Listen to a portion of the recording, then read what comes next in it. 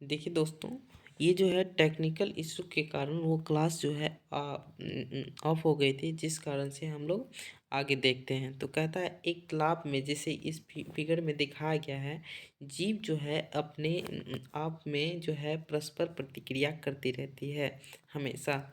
जैसे जोक हो गया, जैसे तितलियां हो गया, मक्खी हो गया, बाज हो गया, यानी कि एक दूसरे पर डिपेंड्स कर रहे हैं। जैसे कि यहाँ पे देख सकते हैं इस फिगर में, जैसे दिखाया गया है दोस्तों, जैसे कि बाज जो है बाज जो है आपका मछली को भी खाता है। बाज जो है आपका जोक को भी खाता है। डक जो है मछली खाता है। और इस प्रकार से एक दूसरे पर डिपेंडेंट्स हैं। जैसे कि जल वृक्ष पीता है, फिर जल का जो है ये आहार श्रृंखला या फूड चेन के रूप में ये लोग घूमते रहते हैं। जैसे कि वाष्प बन के पानी ऊपर जाता है, फिर बारिश होके पानी नीचे आता है।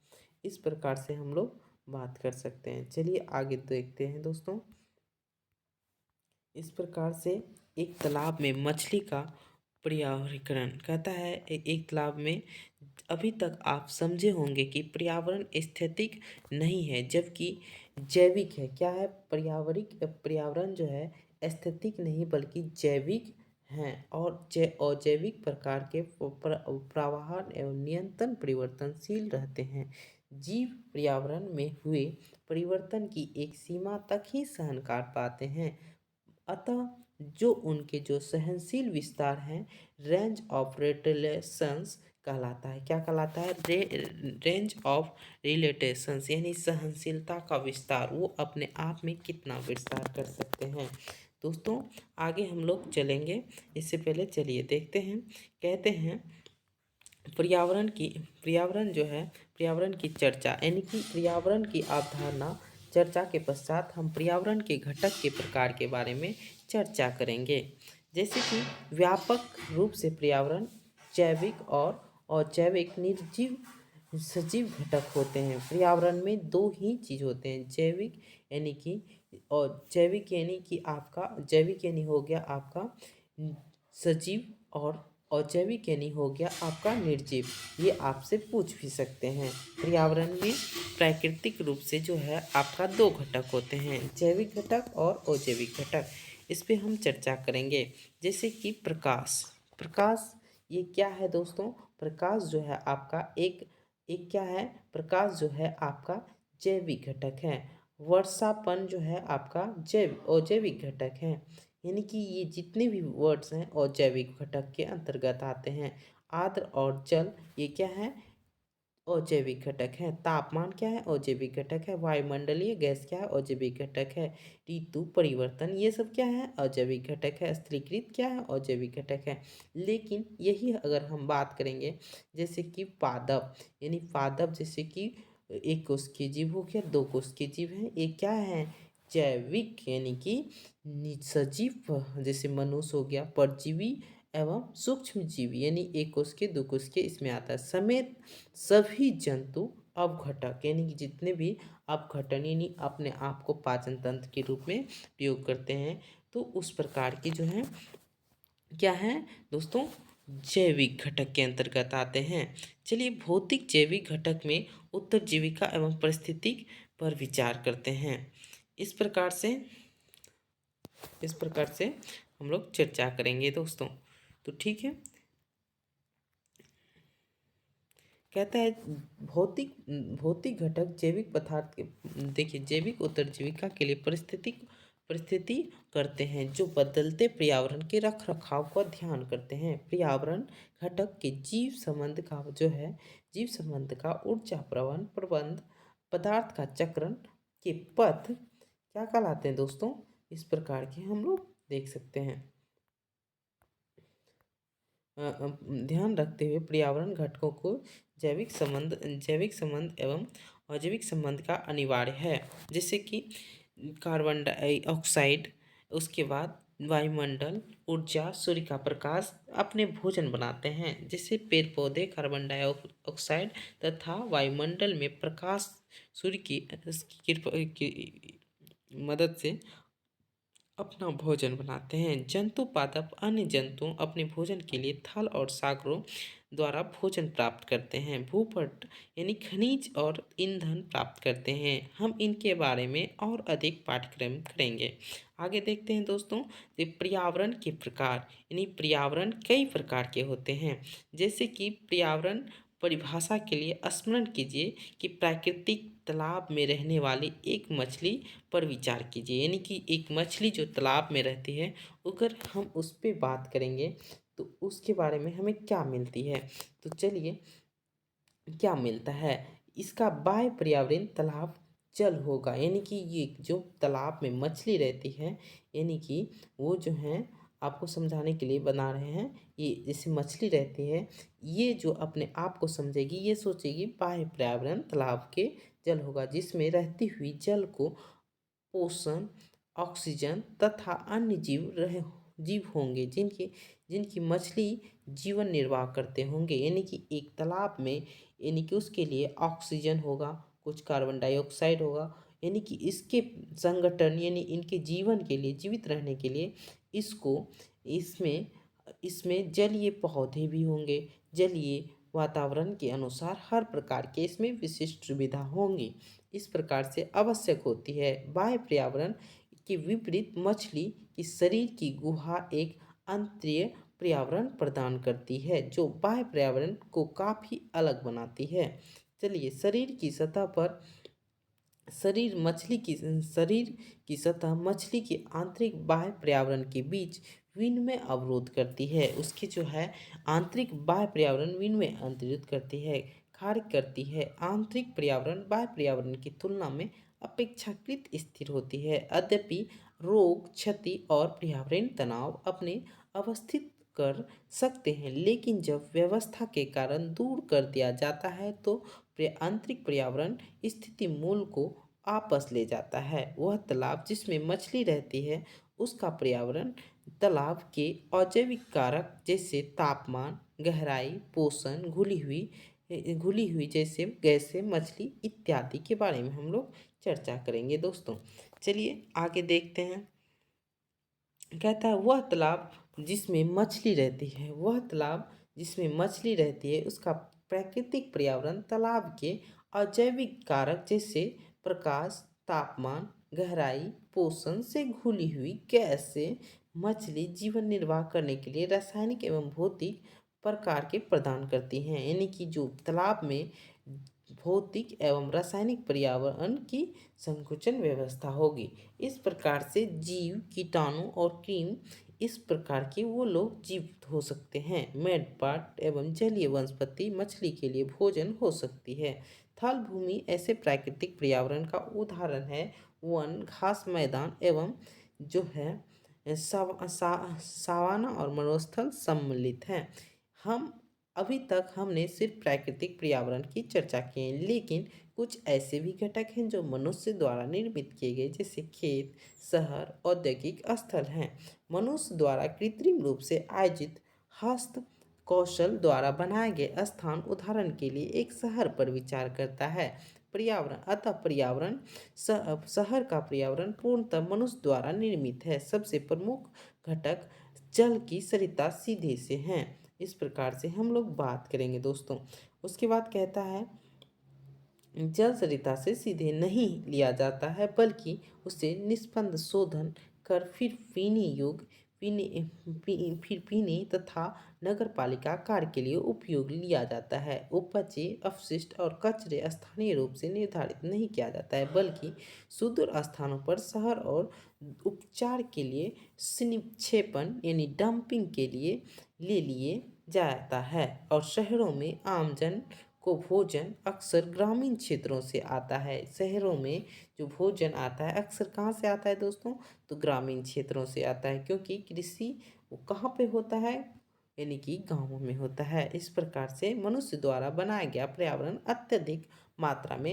अत्यधिक मात्रा में पदार्थ और ऊर्जा का उपयोग करता है। मनुष्य जो है अपनी ऊर्जा का अत्यधिक मात्रा में करता है। इसके लिए देखभाल, निगरानी और प्रबंधन की आवश्यकता है। चलिए दोस्तों आगे देखते हैं। इस प्रकार से हम लोग देख सकते हैं कहते हैं जिस प्रकार इस पर्यावरण पर्यावरण के बारे में चर्चा करेंगे दोस्तों। कहते हैं प्राकृतिक पर्यावरण क्या कहलाता है। जैसे कि प्राकृतिक पर्यावरण क्या क्या हो सकते हैं दोस्तों। जैसे प्राकृतिक पर्यावरण में आपका हो सकता है महासागर, झील, तालाब, नदियाँ और वनों, घास, मैदान, रेगिस्तान इत्यादि शामिल हैं। जैसे कि ये आपका महासागर का झील, उसके बाद आपका मरुस्थल, उसके बाद ओशियन सी, घास फूस एंड सड़क, ये सब सड़क नहीं, ये जंगल आपका क्या है, प्राकृतिक पर्यावरण है। लेकिन मानव निर्मित पर्यावरण जो आपको यहाँ पे बीच में दिख रहा है वो रेन वाटर यानी कि रोड, उसके बाद आपका ये दिख रहा है नीचे, इसको प्लान किया गया है, तो ये क्या है, प्राकृतिक पर्यावरण है। इस प्रकार से हम समझेंगे। जैसे बागान, वृक्षारोपण और अभ्यारण्य बनाएंगे, वो क्या कहलाता है, मानव संशोधित पर्यावरण। लेकिन ये पर्यावरण के अंतर्गत आते हैं दोस्तों। ये कौन सा है, मानव निर्मित पर्यावरण, नेचुरल नहीं, बल्कि ये क्या है, ये नेचुरल पर्यावरण के अंतर्गत आते हैं, प्राकृतिक पर्यावरण। और ये आपका मानव निर्मित मैन मेड इन्वायरमेंट के अंतर्गत आते हैं। चलिए आगे देखते हैं दोस्तों। देखिए इस प्रकार से हम समझेंगे। आगे देखते हैं मानव निर्मित पर्यावरण क्या क्या हो सकते हैं। उद्योग, शहर और कस्बे, कृत्रिम बाग, बांधे और झील के बारे में हम लोग चर्चा करेंगे। चलिए, जीवन के लिए पर्यावरण क्यों महत्व है। तो जीवन के लिए पर्यावरण महत्व है। चाहे किसी भी प्रकार के पर्यावरण में रहते हों, हम उन सभी अपने जीवित के लिए जीवन निर्वाह तत्व आवश्यक होती है। इनमें से वायु हम जिसमें हम सांस लेते हैं, भोजन के लिए जन जिन्हें हम ग्रहण करते हैं, और आश्रय चाहे प्राकृतिक गुफाओं और वृक्षों में बने घर अथवा कृत्रिम आवास जैसे मकान सम्मिलित हैं। पर्यावरण एकमात्र ऐसी स्रोत है इन जीवन समर्थन निर्वाह करने वाले तत्व प्रदान करता है। जब हम भूमि का उपयोग फसलों उगाने के लिए करते हैं तो मृदा पादप की वृद्धि के लिए आवश्यक पोषण प्रदान करती है। भूमि एक प्रकार की किसी भी क्षेत्र में पाए जाने वाला मृदा का प्रकार है। आगे देखते हैं दोस्तों, निर्धारण करता है और स्वयं मृदा का एक स्थान से दूसरे स्थान पर भिन्न भिन्न होती हैं। इस प्रकार की कुछ मुद्राएं पोषक समृद्धि एवं अन्य किसी भी उनकी कमी होती है। जिन मृदाओं का पोषण की कमी होती है उन्हें उर्वरक को मिलाने के लिए आवश्यक होती है। जलवायु जलवायु और जलवायु और अल्पसंख्यक मौसम में परिवर्तन की पहचान जरूरी है। इस प्रकार मुख्य रूप से पवन, तापमान, दाब और वर्षा से होती है। इनका निर्धारण वायुमंडल के गुणों और वायुमंडल की वायु सजीव ऑक्सीजन प्रदान करते हैं, जिसके बारे में अधिकांश जीव जीवित रहने के खतरा पड़ जाएंगे। इस प्रकार हम लोग इसे समझ सकते हैं दोस्तों। चलिए देखिए, पर्यावरण के भौतिक इसमें हम मानव पर्यावरण के बारे में समझेंगे दोस्तों। ये मानव पर्यावरण के बारे में जो है हम लोग समझेंगे। तो मानव पर्यावरण के बारे में देखते हैं क्या है दोस्तों। तो इसके बारे में हम लोग समझेंगे। मानव पर्यावरण हम देखिए मानव पर्यावरण जैसे कि हमने पिछले अनुभाग में जानते हैं कि जीवित जीवित जीव एवं निर्वाह के लिए जीवन के तात्कालिक परिवेश पर निर्भर करते हैं। यदि हम मानव की सभ्यता के इतिहास को देखें तो हम विभिन्न स्थितियों को दिखाई देते हैं। पहली स्थिति यह है कि मनुष्य ने विद्यमान पर्यावरण एवं परिस्थिति स्थितियों के असमंजस एवं संयोजन के अनुकूल कर लिया है। असमंजस या अनुकूल नहीं कर पाए हैं, ये नष्ट हो गए हैं। इसी प्रकार स्थित पादपों और जंतुओं में भी देखी जा सकती है। जैसे मानव सभ्यता और विकास आजमाने के लिए प्राकृतिक वंश करने के लिए ज्ञान कौशल की प्रायोगिक एवं विकसित कर लिए। जैसे ऐसे पुनर्गठन औद्योगिक क्रांति के बाद तेजी से हुआ, जीवन स्तर बेहतर बना दिया, मानव जीवन के अधिकांश सुविधाजनक बना दिया। यद्यपि हम पर्यावरण के अपर्णीय क्षति एवं मानव के साथ साथ पृथ्वी की ग्रह उत्तरजीविका के लिए खतरा हो गया। इसलिए ये समझा गया कि विकास और प्राकृतिक संरक्षण के लिए संतुलन होना चाहिए, यानी कि इसके बीच में एक जो है स्टेबलाइजेशन डेवलपमेंट करना चाहिए। इस प्रकार से हम लोग देख सकते हैं दोस्तों, जैसे कि इसके लिए हम लोग कई प्रकार की सुविधा या निश्चय करते हैं। चलिए, जैसे कि देखिए, सस्टेनेबल डेवलपमेंट के रूप में किया जाता है इसी प्रकार। लेकिन हम मानव पर्यावरण संबंध में अभिगमों एवं निश्चयवाद एवं डिटर्मिनेशंस और पॉसिबिलेशंस संभावना को इन्वायरमेंटलाइजेशन पर चर्चा करेंगे। निश्चयवाद यानी कहता है यह संकल्पना जर्मनी भौगोलिक फ्रेडरिक चर्च द्वारा विकसित की गई है। अतः जो है इसके बाद मनुष्य क्या करेंगे दोस्तों, इसके बाद मनुष्य एल्बर्ट्स एवं विस्तार किए जाएंगे और प्राकृतिक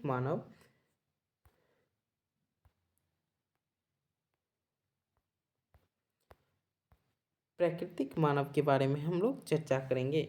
इस प्रकार से हम समझेंगे कि जो है विस्तार हो गया और प्राकृतिक मनुष्य को नियंत्रित करता है, पृथ्वी मनुष्य को बनाया और संकल्प पर आधारित है। इसे पर्यावरण एवं निर्धारित भी कहते हैं। इस अभिमान अनुसार मनुष्य काफ़ी हद तक प्राकृतिक प्रभावित होता है।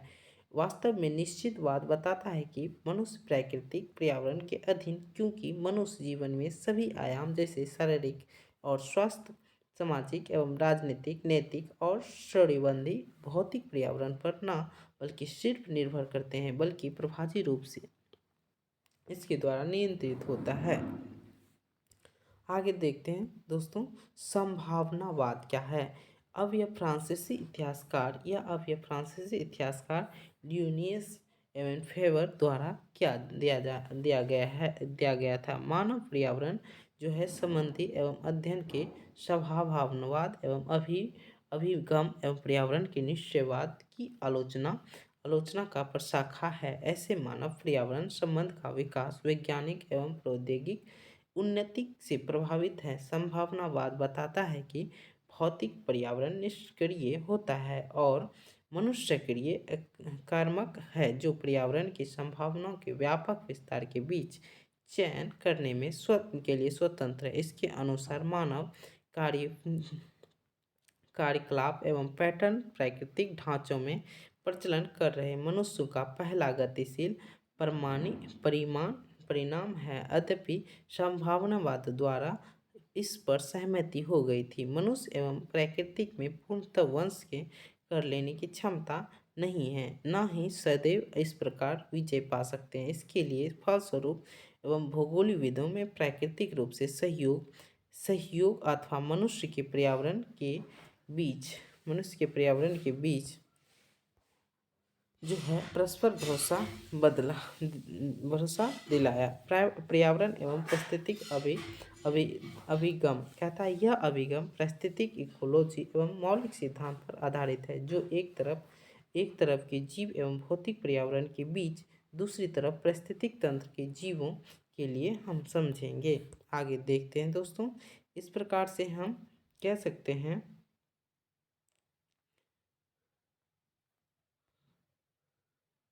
देखिए दोस्तों, कहते हैं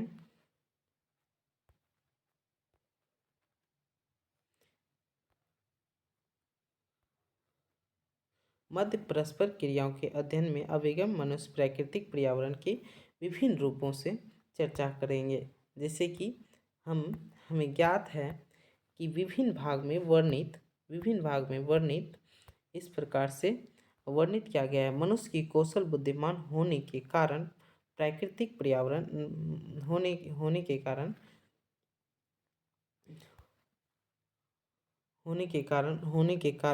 प्राकृतिक पर्यावरण उतना स्वस्थ बनाए रखने के लिए महत्वपूर्ण भूमिका होती है जितना उसे होना चाहिए। अभिगम एवं प्राकृतिक संसाधनों विवेकपूर्ण समितियों का उपयोग पर बल देता है।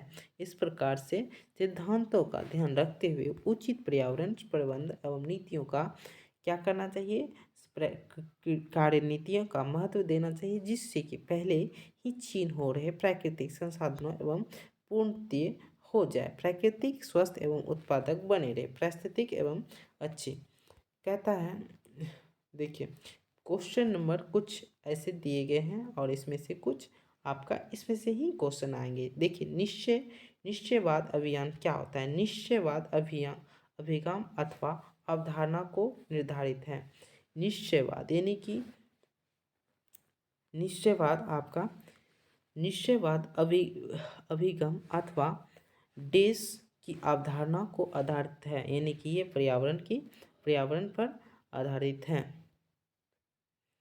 कहता है संभावनावाद बताता है कि भौतिक पर्यावरण देश और मनुष्य की देश सक्रिय पर्यावरण जो है संभावना को व्यापक विस्तार में चयन करने का स्वतंत्र है।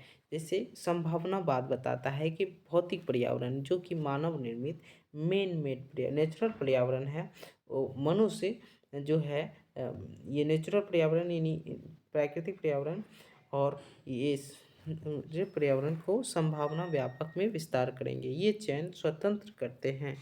प्राकृतिक पर्यावरण के संसाधन एवं उपयोग, यानी कि क्या क्या हम प्राकृतिक पर्यावरण के संसाधन का उपयोग करते हैं और महत्व के बारे में हम लोग चर्चा करेंगे। ना हाँ, पर्यावरण प्राकृतिक के उपयोग के लिए महत्व देता है। इस प्रकार हम लोग आगे देखेंगे। चलिए दोस्तों, कहते हैं संपोषणीय एवं सतत विकास का संकल्पना कीजिए। सतत विकास संकल्पना और पावर ऑफ कॉमन फ्यूचर यानी हमारा भविष्य नामक एक शीर्षक रिपोर्ट औपचारिक रूप से प्रकाशित किया गया है। यह report world commission on environment के डेवलपमेंट WCDE यानी पर्यावरण विकास के जो है विश्व नियंत्रण गठित किया गया है। विचार विमर्श के परिणाम तथा इसकी अध्यक्षता तत्कालीन निर्वाचित प्रधानमंत्री जो है हेल्मट द्वारा ली गई है। इस प्रकार से हम इसकी अध्यक्षता तत्कालीन निर्वाचित प्रधानमंत्री द्वारा ली गई है। बुलेटिन आयोग ने सतत विकास की ऐसे विकास के रूप में परिभाषित किया है जो वर्तमान पीढ़ी के लिए आवश्यक भावी पीढ़ी द्वारा निजी आवश्यकता को पूरा करने की क्षमता में कोई समझौता किए बगैर पूरा कर सकता है। सतत विकास यह जो है सतत विकास के रूप में हम इस पर ध्यान देंगे, जिस प्रकार से अभी पर्यावरण यानी कि आने वाले पीढ़ी में कोई तकलीफ ना हो, उसके लिए जैसे जल हवा में अच्छी तरह से प्रॉपर रूप से एक जो है संतुलन बना रहे, इसके लिए जो डेवलप हो रही है इसके विकास के लिए इन पे बहुत सारे क्या किए गए हैं, इनका आयोजन किया गया है। चलिए, आयोग द्वारा विकास की तेजी के रूप में परिभाषित किया जो वर्तमान पीढ़ी के लिए आवश्यकता एवं भावी पीढ़ी के लिए निजी आवश्यकता को पूरा करने में क्षमता में कोई समझौता बगैर करता है। सतत विकास का यह परिभाषा अत्यधिक बहस छिड़ गई है। वैज्ञानिक का मत है कि आवश्यकता विकास का रिपोर्ट है। यह उचित परिभाषित नहीं किया जा सकता है कि सार्वभौमिक रूप से सामान्यीकरण किया जा सकता है। यह स्थान की दूसरे स्थान व्यक्ति को विभिन्न होती है। इस प्रकार विकास का उचित तरीके से प्रभावित नहीं किया जा सकता है। रिपोर्ट में विकास की एक ऐसी चीज के रूप में समझाया गया है जो आजमाने के जीवन को बेहतर करने के लिए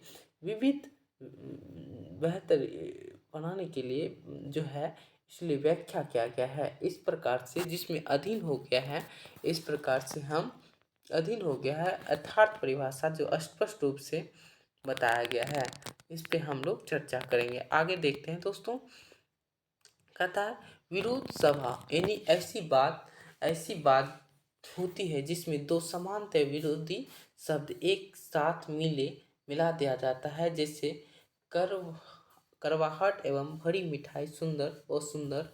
विकास की परिभाषा इतनी अर्थव्यवस्था नहीं हो, जिसके सड़कें, कारखाने और बुनियादी ढांचे का निर्माण की अपेक्षा प्राकृतिक संसाधन के अनुकूल बनती है। विकास ऑक्सफोर्ड शब्दकोश में उन्नयन यानी कि उन्नयन की अवस्था, द स्टेज ऑफ एडवांसमेंट, दूसरे संपोषणीय सहन करता है। यानी उन्नयन की अवस्था यानी कि विकास के ऑक्सफोर्ड शब्दकोश में उन्नयन की अवस्था कहा गया है, उन्नयन की अवस्था को कहा गया है। इस प्रकार दूसरी ओर संपोषणीयता, सहन एवं अस्तित्व के समझाने के लिए सस्टेनेबिलिटी जैसे लैटिन एवं संस्कृत उत्पन्न टेनियर थाम रखना एवं उस पर सस ऊपर शब्दकोशों का रखा है। धारणा के लिए 10 से अधिक अर्थ हैं। इसके लिए मुख्य बनाए गए हैं सहारा देना अथवा सहन करना। यही ही नहीं, माइकल लिफ्ट ने के द्वारा कहा गया है कि संपोषणीय यानी सस्टेनेबिलिटी पर चर्चा इस बात वर्षों के कार्मिक रूप में मानव आवश्यकता को हटाकर लगभग अगोचर के रूप में मानव अधिकार चली गई है। इस प्रकार इसलिए संपोषणीय एवं प्रक्रिया है जो संसाधन के आधार पर छीन कर बगैर उस स्थान पर हमारी पारस्परिक क्रिया जो हमारे व्यवहारिक लक्षण निर्देशित होने के लिए संपोषणीय मार्गदर्शित एवं पारदर्शिक परिस्थिति और सामाजिक संस्कृति के आयाम पर विस्तृत हैं। जैसे कि हम लोग चर्चा करेंगे सतत विकास के संकल्प एवं अंतर्राष्ट्रीय सुरक्षा एवं स्थानीय स्तर पर भली पर इस प्रकार के लिए किया गया है। 1992 में रियो सम्मेलन के बाद लंबी बहस और परिचर्चा के बाद एक प्रबल वैज्ञानिक मॉडल के रूप में उभर रहा है। सतत विकास का अर्थ है विभिन्न जन एवं विभिन्न चीजों का सतत विकास की संकल्पना एवं आकार साकार के लिए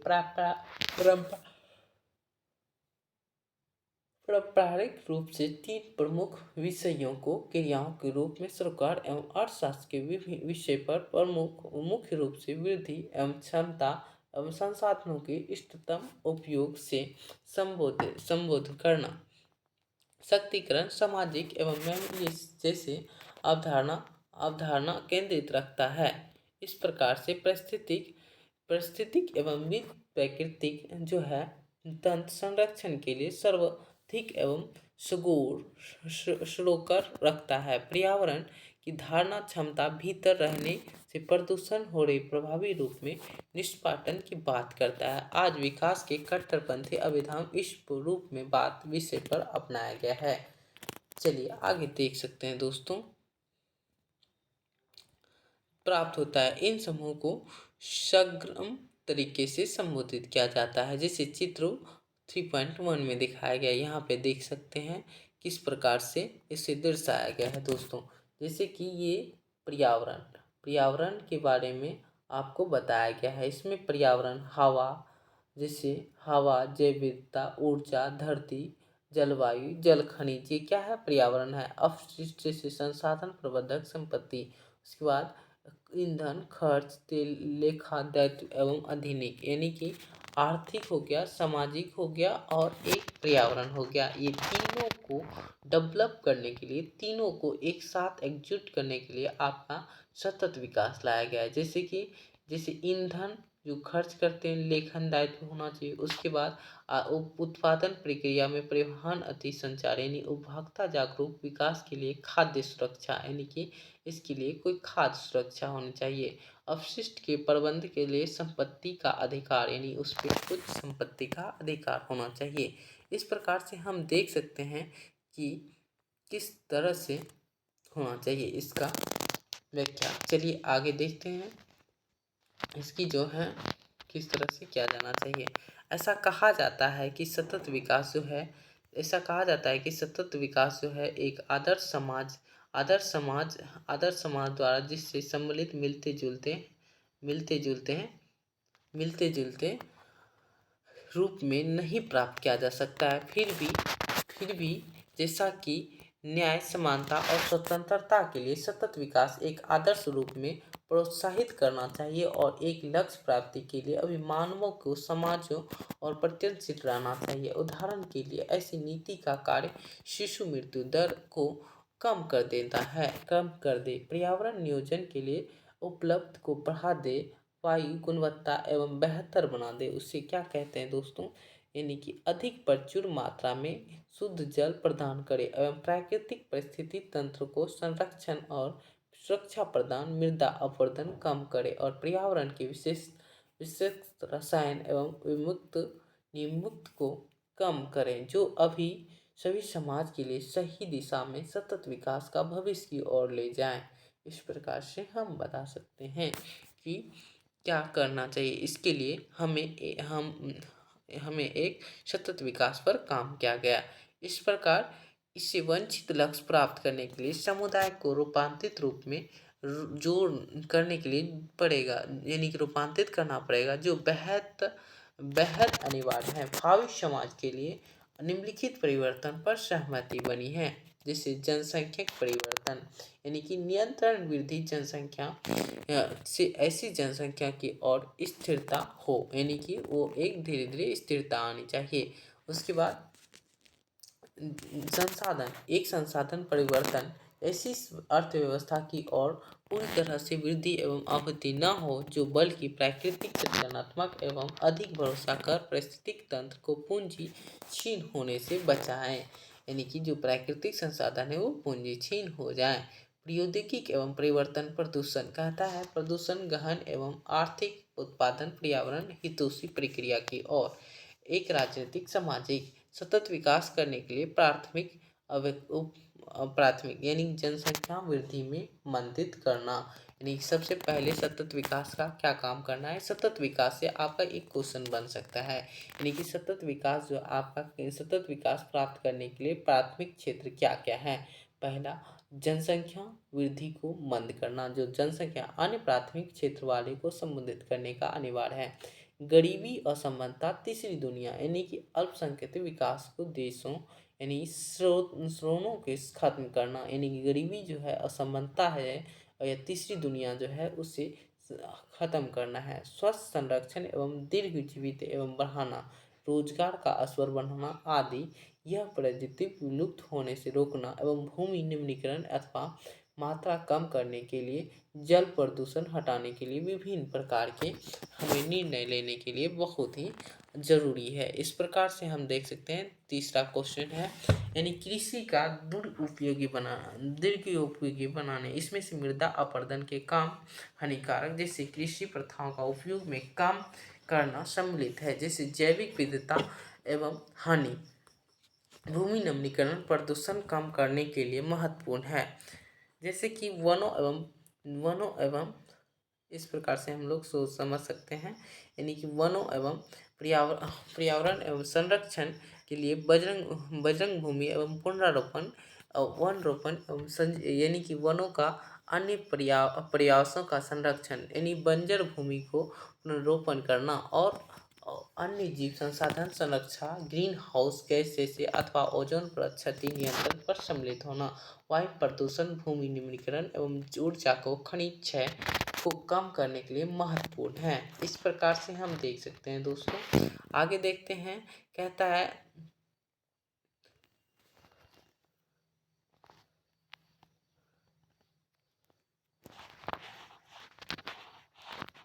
इस प्रकार से हम लोग देख सकते हैं जो है क्या करना चाहिए। पचमा जो है आपका कहता है जल में उपयोग दीर्घ परिवर्तन ऊर्जा क्षमता, यानी कि बेहतर ऊर्जा एवं संरक्षण के लिए नवीकरणीय ऊर्जा संसाधन का विकास, यानी कि विकसित सम्मिलित है। यह जलवायु प्रदूषण, भूमि नमीकरण, जल खनिज क्षय को कम करने के लिए महत्वपूर्ण है। इस प्रकार से आगे हम देखेंगे जल एवं दीर्घ उपयोग संभावना बनाना, यानी कि इसमें से जल का उपयोग सक्षमता, जल की गुणवत्ता बेहतर बनाना होगा। इसलिए सम्मिलित जल प्रदूषण को जल की हानि यानी क्षय होने से कम करना होगा, निम्नीकरण रोकना होगा, इस प्रकार से विशेष ध्यान देना होगा। अपशिष्ट उत्पादन को कम करना, इनमें से प्राकृतिक उत्पादन प्रक्रिया पर बेहतर बना, अपशिष्ट उपचार, पुनर्चक्रण एवं प्रक्रिया को सम्मिलित करना, रिसाइकलिंग का यूज करना। इस प्रकार से जल प्रदूषण की कम करने का खनिज पदार्थ तथा जल क्षीणता कम करने के लिए महत्वपूर्ण है। इस प्रकार यानी 7 पॉइंट हो सकते हैं। सतत विकास की परिभाषित, यानी अगर क्वेश्चन ये तो नहीं आएंगे, अब ऑब्जेक्टिव आने लगे हैं, तो पहले आते सतत विकास क्या है इसके बारे में। सतत विकास यानी 3 सम्मिलन क्षेत्रों को एक मिलजुल कर अच्छी तरह से करना है। आगे देखते हैं दोस्तों, कहता है पर्यावरण। पर्यावरण अध्ययन के लिए बहुविशिष्ट प्रकार की अब तक हम समझ पाए होंगे कि पर्यावरण के अनेक तरीकों को प्रभावित करता है। उदाहरण के लिए, जिस जल का उपयोग करते हैं या जिस वायु से हम सांस लेते हैं उसे जलवायु एवं परिस्थिति में रहते हैं, और हमारे आसपास के परिवेश जैसे आसपास के परिवेश जहाँ हम जीते हैं और हमारे प्रभाव पड़ता है, और प्राकृतिक परिस्थिति में समानता जीवित जीवन अपने पर्यावरण की एक संतुलन बनाए रखने के लिए मनुष्य की अपने कौशल वैज्ञानिक की सहायता के लिए अपनी आवश्यकता अनुसार पर्यावरण के अनुकूल कर लिया है। लेकिन ऐसा करने से हमें जीवन भंगुर, जटिल बने जाकर जीवनदायी एवं तंत्रों की विदारित एवं कर दिया गया है। पर्यावरण के साथ संग्राम रूप से इन सभी परस्पर प्रक्रियाओं को पर्यावरण के ध्यान के विषय है। इसलिए पर्यावरण अध्ययन की वह शाखा जिसमें से पर्यावरण को नर्सिंग अथवा प्रेरित एवं प्रवर्तन सजीव के प्रभाव का अध्ययन किया जाता है। पर्यावरण अध्ययन में ज्ञान का बड़ा समाहित है। इसमें से प्रत्येक प्रकार सम्मिलित है जो किसी जीव को प्रभावित करता है। मानवीय दृष्टिकोण से इसका अर्थ है कि अनुप्रयुक्त विज्ञान है, जिनमें उन सभी संभावित एवं उत्तरों को जानने का प्रयास किया जाएगा जो मानव और पृथ्वी के सभी सीमित संसाधनों का दीर्घोपयोगी बनाते हैं। इनमें से सिर्फ पर्यावरण के भौतिक एवं जैविक गुणों का अध्ययन सम्मिलित है। विविध एवं बहुल पहलू भी सम्मिलित हैं। विभिन्न मुद्दों जैसे स्वच्छ और सुरक्षित पेयजल एवं स्वच्छ ताजी वायु, स्वच्छ जीवन स्थिति उत्पन्न भूमि गुणवत्ता एवं खाद्य पदार्थ के सतत विकास का पर्यावरण अध्ययन में सम्मिलित किया गया है। इस प्रकार से हम देख सकते हैं दोस्तों, कहते हैं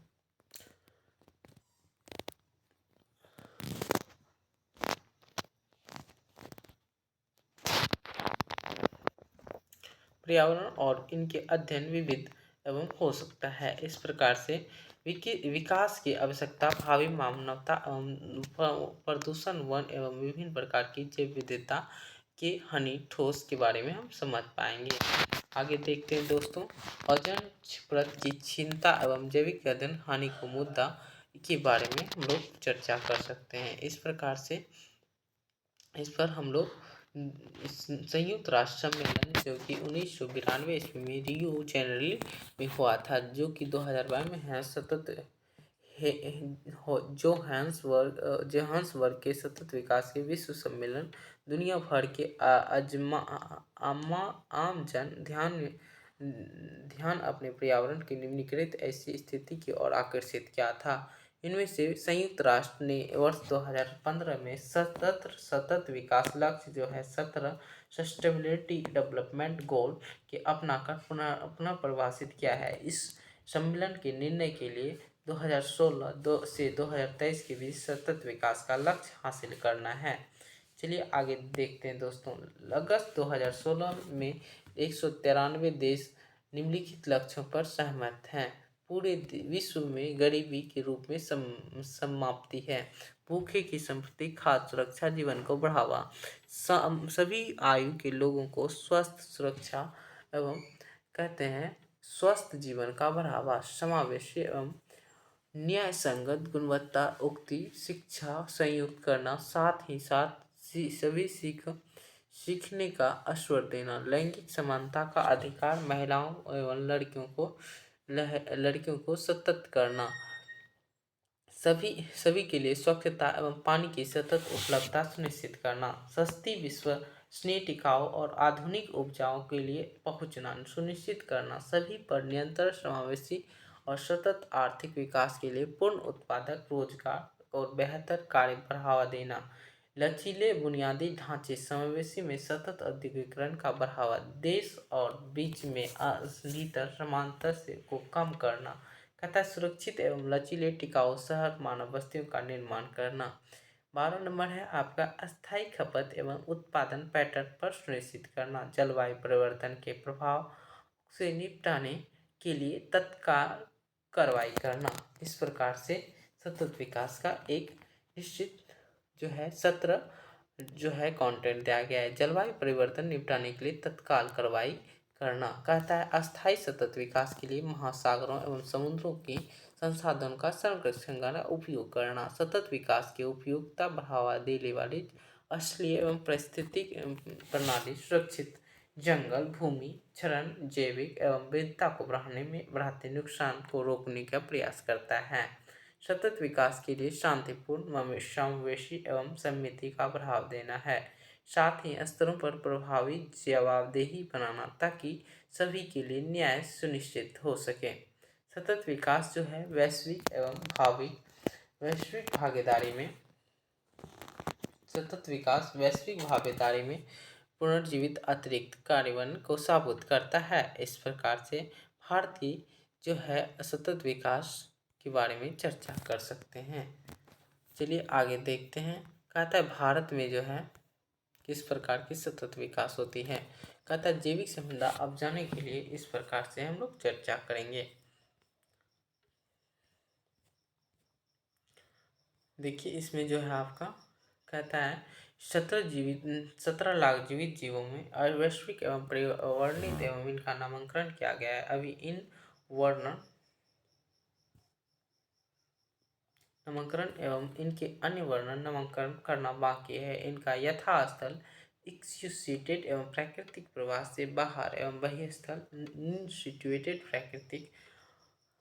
प्राकृतिक स्थल के रूप में संरक्षण है, जिसे में हम लोग पढ़ेंगे। आगे देखते हैं दोस्तों। 7.1.7 कहता है पर्यावरण के अध्ययन का महत्व। पर्यावरण मुद्दे को अंतर्राष्ट्रीय महत्व के लिए यह सबसे अच्छी तरीका समझाने के लिए पर्यावरण मुद्दे यानी भूमंडलीय तापमान यानी ग्लोबल वार्मिंग के बारे में, जलवायु climate change, ozone layer depletion यानी अम्ल वर्षा, प्रदूषित जीवित रहित हानि, लॉस ऑफ बायोडाइवर्सिटी यानी महज राष्ट्रीय मुद्दे बल्कि वैश्विक मदद के लिए इनका मुकाबला करना चाहिए। इस प्रकार से हम लोग देख सकते हैं आधुनिक विकास का समस्या एवं अभिप्रवाह। आधुनिक काल में औद्योगिकरण, शहरीकरण एवं आधुनिक परिवहन प्रणाली में कृषि आवास आदि इत्यादि का जन्म देता है। जब पश्चिमी का विकास हुआ तो ऐसा संभव है कि कार्यकलापों में पर्यावरण प्रभावों एवं अज्ञानता के कारण हुआ था। स्पष्ट रूप से ऐसा पथ न हो। व्यवहारिक और अनुचित विकासशील जगत में पर्यावरण एवं नवीकरण का गौर विकास करना चुनौती का सामना करना कर रहा है। जनसंख्या विस्फोटक वृद्धि। विश्व में जनगणना दर्शाता है कि पृथ्वी की प्रति 7 में से एक व्यक्ति भारत में रहता है। यानी कि कहता है जनगणना दर्शाती है पृथ्वी प्रति 7 में से यानी कि 7 लोगों में से एक व्यक्ति भारत में रहता है। यानी 7 व्यक्ति अगर पूरा पृथ्वी पर रहता है तो उसमें से एक व्यक्ति भारत में रहता है। स्पष्ट रूप से विश्व की जनसंख्या में 16% और सिर्फ 2.4% भूमि क्षेत्रफल है। साथ ही भूमि समेत सभी प्राकृतिक संसाधन अत्यधिक दबाव है। प्राकृतिक संसाधनों से सभी के लिए हितों के लिए कुशल प्रबंधन की आवश्यकता का महत्व देता है। वैकल्पिक संसाधन समाधान और आवश्यकता है। यह विशेष रूप से विकासशील देश जैसे अनिवार्य है। विकास लक्ष्यों को पूरा करने के लिए वैकल्पिक पथ की जरूरत है, जैसे कि यह लक्ष्य तलाशों और लक्ष्य तलाश करें। यह लक्ष्य विकसित जगता है और मायने विभिन्न प्रकार की होनी चाहिए। यह संरक्षण हो सकता है, उपभोग बचा सकते हैं। विकास की विवेकपूर्ण योजना में की आवश्यकता, संसाधनों की निकासी, प्रसरण प्रसंस्करण एवं उत्पादकों का उपयोग विकास सभी विकासों के लिए किसी भी योजना एवं पारिस्थितिक चक्रों की समक्रमिक एवं होना चाहिए। हमारे कार्यकलाप एवं पर्यावरण विकास के तहत होने के लिए नियोजित होना चाहिए। इस प्रकार से हम लोग समझ सकते हैं। कहता है, आगे देख सकते हैं, इसमें जो है सारांश भी पढ़ लीजिए।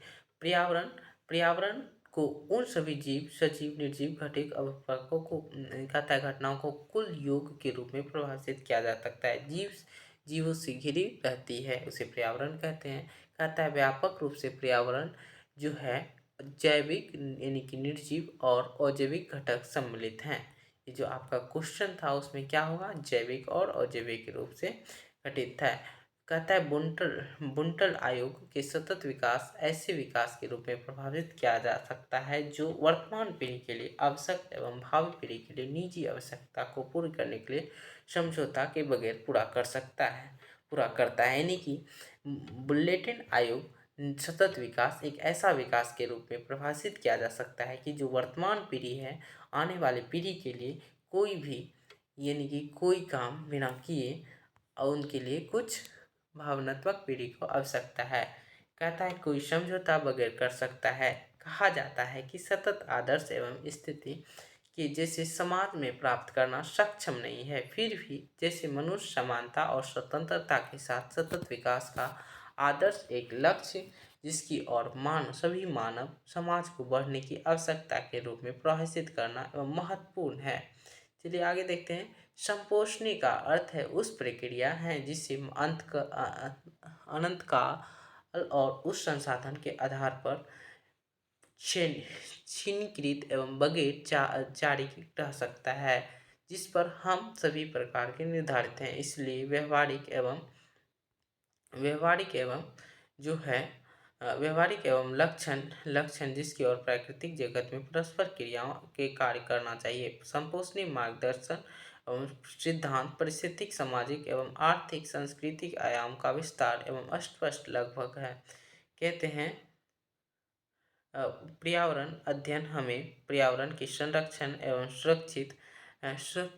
सुरक्षा जानकारी देता है। वर्तमान में हमारी आक्रामक एवं उपभोक्ता जीवन शैली कार्बन डाई संग्रहण एवं औद्योगिक विकास के लिए कारण है। पर्यावरण के मुद्दे के परिणाम प्रबल हैं, जटिल हैं, संदर्भ हैं और स्थानीय क्षेत्रीय वैश्विक स्तर पर उत्पन्न किया जा सकता है। इसके परिणाम जीवन की गुणवत्ता और यहाँ तक पृथ्वी पर मानव के लिए सुरक्षा उपायों में विषय का पर्यावरण विज्ञान पढ़ेंगे। अतः कुछ प्रश्न, पर्यावरण क्या है इसके बारे में चर्चा तो हम लोग कर चुके हैं। चलिए आगे देखते हैं चैप्टर नंबर 2 की और हम लोग आगे बढ़ते हैं। चलिए इसीलिए अगले वीडियो में आपसे मुलाकात करते हैं। Thank you.